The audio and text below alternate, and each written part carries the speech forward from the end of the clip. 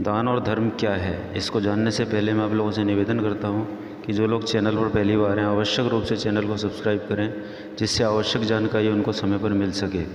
Video को अंत तक ज़रूर देखें जिससे आपको पूरी जानकारी मिल सके और अपने पात्र साथियों को आवश्यक रूप से शेयर करें। तो आइए जानते हैं कि दान देने के बदले में धन्यवाद या बधाई की उम्मीद करना भी उपहार नहीं सौदा कहलाता है। एक बार की बात है, भगवान श्री कृष्ण और अर्जुन कहीं जा रहे थे। रास्ते में अर्जुन ने श्री कृष्ण से पूछा, प्रभु एक जिज्ञासा है मेरे मन में, अगर आज्ञा हो तो पूछूं। श्री कृष्ण ने अर्जुन से कहा, तुम मुझसे बिना किसी हिचक। तब अर्जुन ने कहा, मुझे आज तक ये बात समझ नहीं आई कि दान तो मैं भी बहुत करता हूँ, परंतु सभी लोग कर्ण को ही सबसे बड़ा दानी क्यों कहते हैं।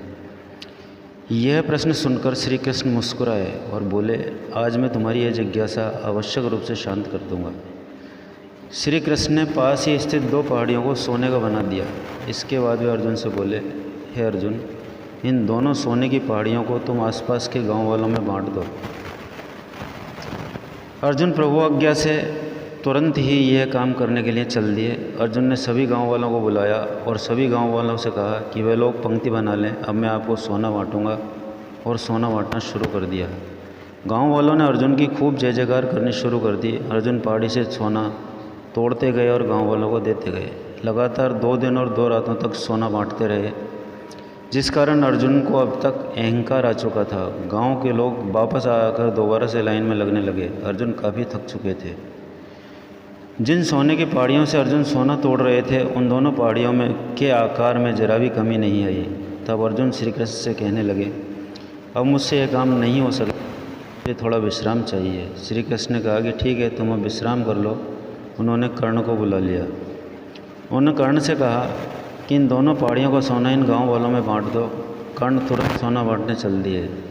कर्ण ने सभी गांव वालों को बुलाया और उनसे कहा, यह सोना आप लोगों का है, जिसको जितना सोना चाहिए वे यहाँ से ले जाए। ऐसा कहकर कर्ण वहाँ से चल दिए।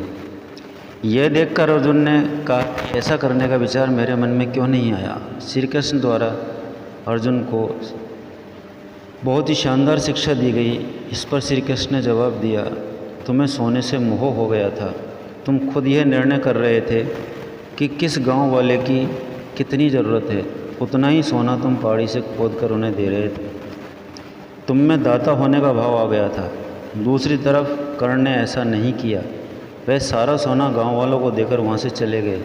वह नहीं चाहते थे कि उनके सामने कोई उनकी जय जयकार करे या प्रशंसा करे।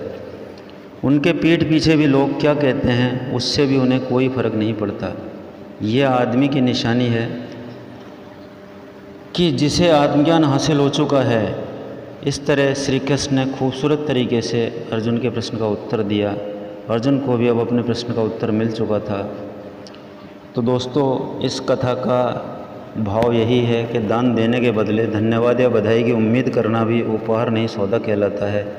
यदि हम किसी को कुछ दान या सहयोग करना चाहते हैं तो यह हमें बिना किसी स्वार्थ या उम्मीद के करना चाहिए, ताकि यह हमारा निस्वार्थ सत्कर्म हो, न कि हमारा अहंकार। वो हाथ सदा पवित्र होते हैं जो प्रार्थना से ज़्यादा सेवा के लिए उठते हैं। तो दोस्तों, परहित या किसी की सेवा करना बहुत बड़ा धर्म है। करके देखिए, आपको निश्चित रूप से परिणाम आज नहीं तो कल मिलेगा ज़रूर। तो दोस्तों, वीडियो निश्चित रूप से आपको पसंद आया होगा। सब्सक्राइब करें और अपने पात्र साथियों को शेयर करें। नमस्कार, धन्यवाद।